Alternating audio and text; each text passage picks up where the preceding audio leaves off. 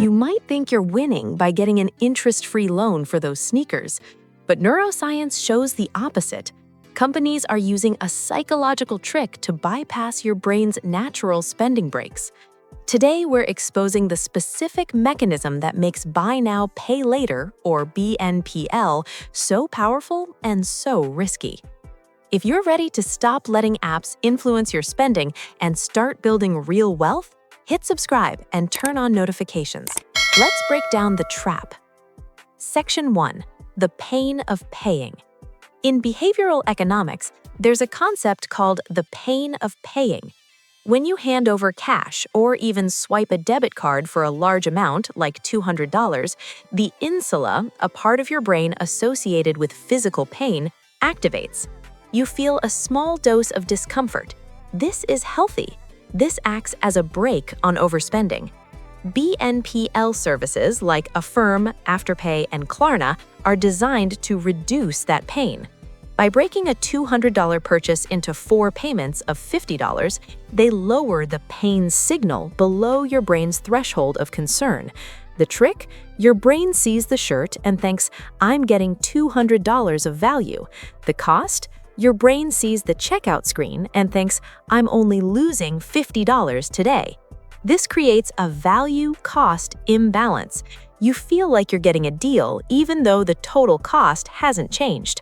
This payment decoupling separates the joy of buying from the pain of paying. By the time later installments arrive, the excitement is gone, but the debt remains. Section 2. The phantom debt. The second layer of the trap is that this debt often feels invisible until it isn't.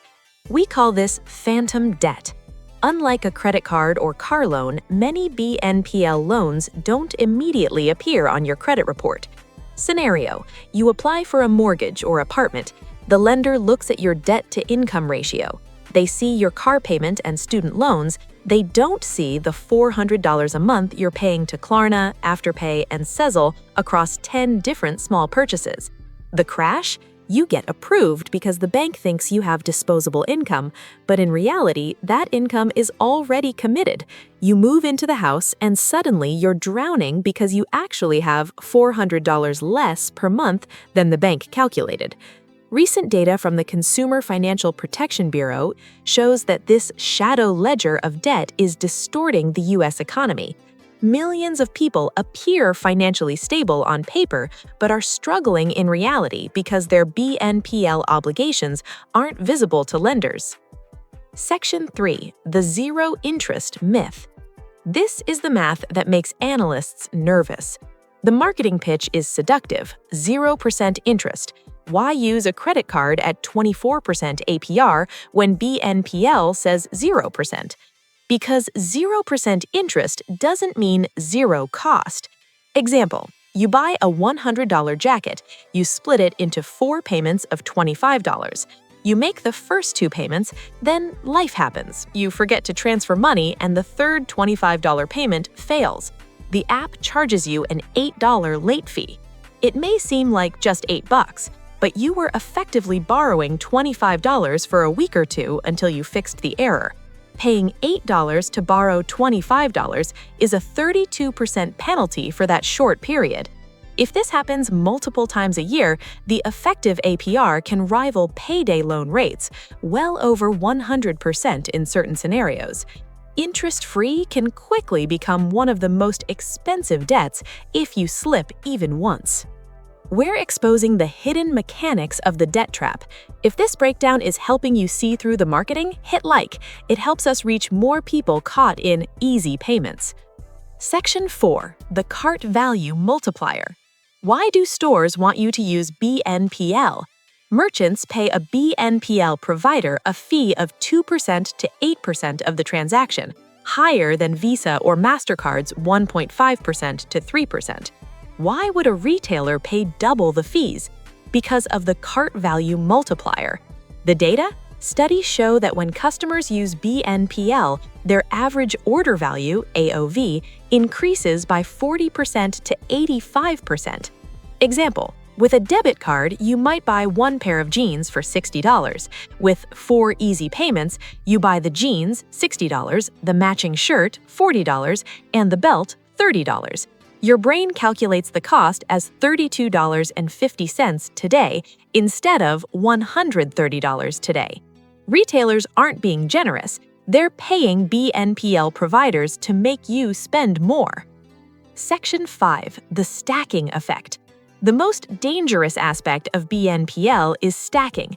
With a credit card, you have one balance. I owe $4,000. It's a scary, unified number. BNPL fragments your debt.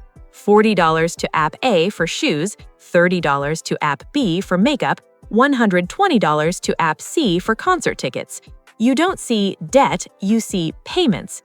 Psychologically, it's harder to track 15 small payments than one big one. Juggling multiple due dates can cause overdraft fees. A $25 payment hitting when you have $20 can trigger a $35 fee, turning a $25 item into a $60 disaster. Section 6. The exit strategy. How do you escape the psychological trap? You have to recouple the pain. Step 1. The full price rule. When shopping online, focus on the total cost, not the installment price. Say the number out loud. This costs $200. If your stomach tightens, that's your financial survival instinct.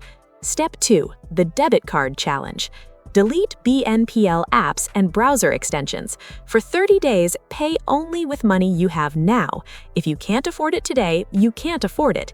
This will reduce spending and reveal how many purchases were driven by financing offers rather than necessity. Step 3. The sinking fund method. Want a $1,000 laptop? Create your own BNPL in reverse. Save $250 every 2 weeks. In 8 weeks, buy the laptop with cash. The difference? You earned interest instead of risking late fees. You controlled the timeline. And if an emergency happened midway, you still had cash. You weren't legally obligated to a lender. BNPL isn't just a financial tool, it's a marketing strategy designed to encourage overspending. It reduces the pain of spending, it hides debt from lenders and sometimes from you, it can turn 0% interest into payday-level costs if you miss payments, it increases your cart size by 40% or more, it fragments debt into confusing payment Tetris. Real wealth is built by owning assets, not financing liabilities. Stop splitting payments and start stacking cash. I'm curious to hear from you. Have you ever been hit with a surprise late fee from one of these apps? Do you find yourself buying more when you see the 4 payments option? Drop your answers in the comments and subscribe for more educational content on personal finance. Thanks for watching.